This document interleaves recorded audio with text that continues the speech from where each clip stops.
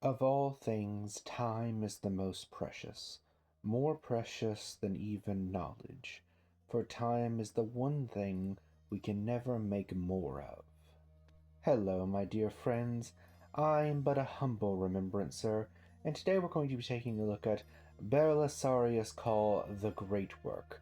And oh, this one has been one that I have been excited to dive into. Synopsis.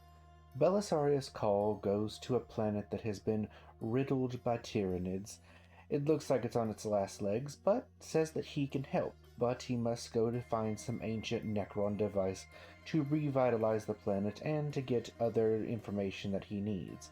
Along the way, he teams up with a group of Ultramarines, including one of the head Ultramarines of the area, and the Size of the Emperor, who hold a dark secret. What is going on with them? What is the secret device? Well, you're going to have to read the book to see, but needless to say, it is interesting. Now, I'm going to be honest straight up. I loved every single scene with Belisarius Call in this book. All of the flashbacks, all of him in present day. He is the star of this show. Loved everything about him. Anything to do with the Size of the Emperor?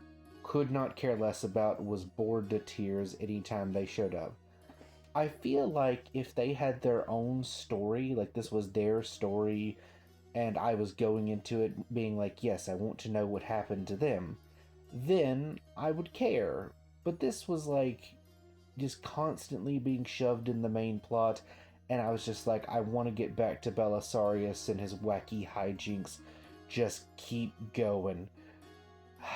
I feel like it's sort of that old Shakespeare thing of two stars cannot circle the same spear sort of thing. We also got to see a bit of Alpha Primus, and the question comes up, what is he? And of course they don't really answer it in this book, and I don't know if they'll ever outright answer it, who knows.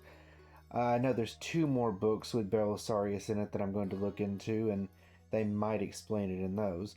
But for right now, he seems to be a space marine made up of various chimeric gene seed, basically gene seed from every single legion, and with aspects of all of them.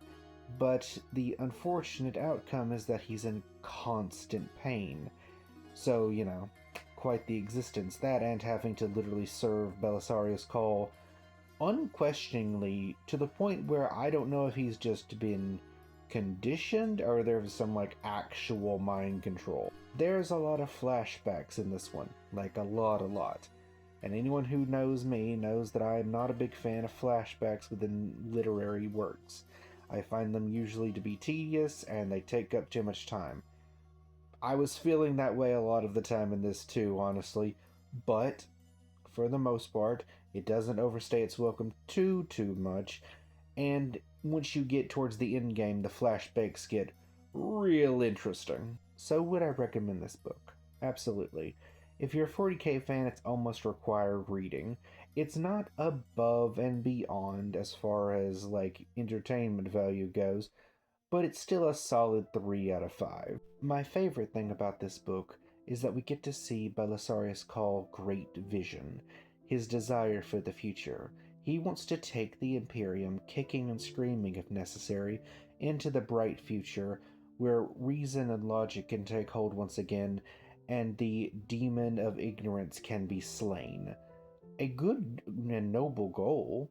Don't know if he's going to succeed, but hey, I'm rooting for it. Something that I also really enjoyed was the fact that because Call has multiple personalities sort of blending together and he can choose which personalities to put more to the forefront and whatnot, it means that no matter who is writing him in the future, he could just easily be like, well, it's not necessarily the writing that is different, or that there's a plot hole. No, it's just one of his different personalities.